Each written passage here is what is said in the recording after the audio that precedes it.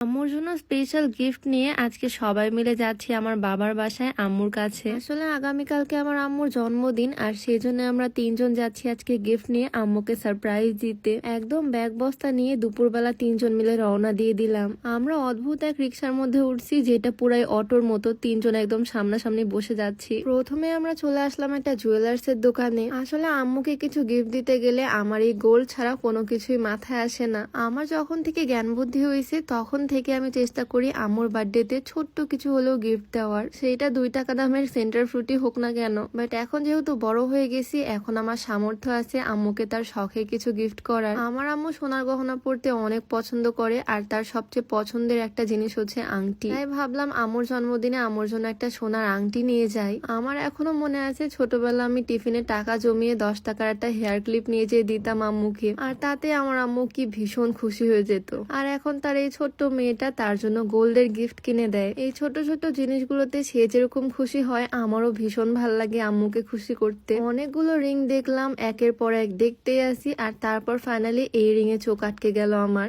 একদম বড় সড়ো খুবই সুন্দর ডিজাইন, এটা ওজন করে মেমো করে আমি নিয়ে নিলাম। তোমরাই বলো তো আংটিটা কেমন হয়েছে? আমার কাছে তো খুবই ভালো লাগছে, আম্মুর হাতে পড়লে অনেক সুন্দর লাগবে, একদম বড় সড়ো। তো আম্মুর জন্য গিফট কিনা ফাইনালি হয়েই গেল।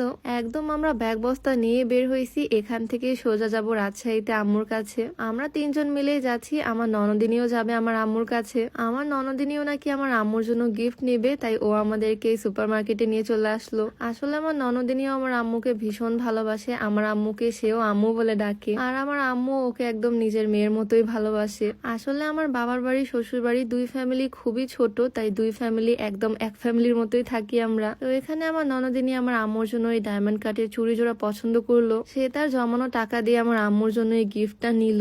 আসলে এগুলোই তো ভালোবাসা, তাই না? তো ওইদিকে আমাদের গিফট কেনা মোটামুটি শেষ, আর তারপর আমার মনে পড়লো মার্কেটে যেহেতু আসছি একটু স্যান্ডেলের দোকান থেকে ঘুরে যাই, কিন্তু এখানে আম্মুর জন্য তেমন কোনো ভালো হিল পেলাম না। কিছুদিন পর ভালো কালেকশন আসবে, সামনে পূজার আগ দিয়ে সুন্দর সুন্দর কালেকশন পাবো। রেগুলার ওয়্যারের জন্য আমি এখান থেকে এই চটিটা নিয়ে নিলাম, 3 পিসের সাথে পরলে ভালোই লাগবে। আম্মুর জন্য কিনতে এসে নিজের জন্যই নিয়ে নিলাম, আর যাওয়ার সময় তো আমি আয়নাতে নিজেকে দেখতে ব্যস্ত। আসলে আজকের এই বোরখাটা আমার ভীষণ পছন্দের, তোমরা জাস্ট দেখো, খুবই সুন্দর একটা কোটি বোরখা, আর সবচেয়ে বেশি পছন্দ হয়েছে এটার কালারটা। সত্যি বলতে এই সুন্দর বোরখাটা তোমরা ভিডিওতে যেমন দেখতেছো, এটার থেকে কয়েক গুণ বেশি সুন্দর এই বোরখাটা বাস্তবে। ভিতরের ইনার পার্টটা আলাদা, আর উপরে প্রিন্টের এই কোটি, সাথে হিজাব নিকাব একদম matching. Suchanas wear house Facebook page থেকে এই সুন্দর কোটি বোরখাটা তোমরা পেয়ে যাচ্ছ, তাদের পেজটা আমি ডিসক্রিপশনে মেনশন করে দিব, তোমরা চাইলে ভিজিট করে আসতে পারো আর এই সুন্দর বোরখাটা পারচেজ করে ফেলতে পারো। যাই হোক, এদিকে মার্কেটে অলরেডি কাজ শেষ আমাদের। 2টা ব্যাগ টেনে টেনে আমরা পুরা বাজারে ঘুরে ঘুরে গিফট কিনলাম, আর তারপর সবাই মিলে চলে আসলাম বাস স্ট্যান্ডে। তিনজন মিলে বাসে করে যাব এখন রাজশাহীতে। এগুলো বাসে যেতে প্রায় 1.5 ঘন্টার মতো সময় লেগে যায়, কোনো বিষয় না, আমরা তিনজন মিলে চিল করতে করতেই যাব।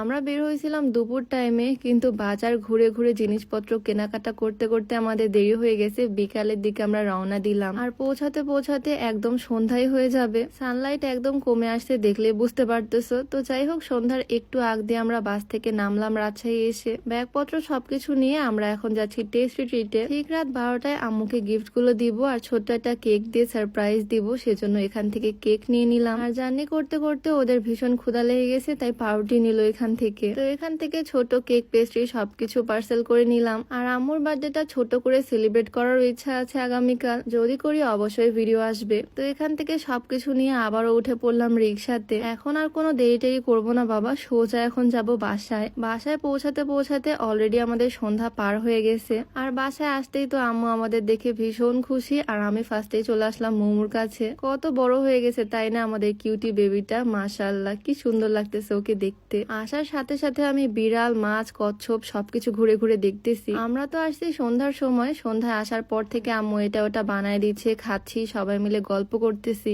একটু পরে তো ডিনারটাও সেরে নিলাম, বাট তারপরও আম্মুকে কিছুই বলিনি, গিফট গুলোও দেইনি। ঠিক রাত 12টার সময় আম্মুকে উইশ করলাম এই ছোট্ট কেকটা দিয়ে, আর আম্মুকে গিফট গুলো দিলাম। আমার মা তো ভীষণ হ্যাপি, আমার ননদিনী আমার আম্মুকে চুড়িগুলো পরাই দিল, একদম সাইজেও হয়েছে পারফেক্ট, খুবই সুন্দর লাগতেছে চুড়ি জোড়া দেখতে। আর আমার নিয়ে আসা আংটিটাও পরিয়ে দিলাম আম্মুর হাতে, দেখো তো কেমন লাগতেছে আংটিটা দেখতে। আমার আম্মু তো খুবই পছন্দ করছে, তার অনেক পছন্দ হয়েছে এই রিংটা। যাই হোক, সবাই আমাদের জন্য দোয়া করবা যাতে আমরা সারা জীবন এইভাবে হ্যাপিলি থাকতে পারি, একসাথে মিলেমিশে। এসে। তো সবাই ভালো থাকো, সুস্থ থাকো। আজকে ভিডিও ছিল এই পর্যন্তই, দেখা হচ্ছে নেক্সট ভিডিওতে। আল্লাহ হাফিজ।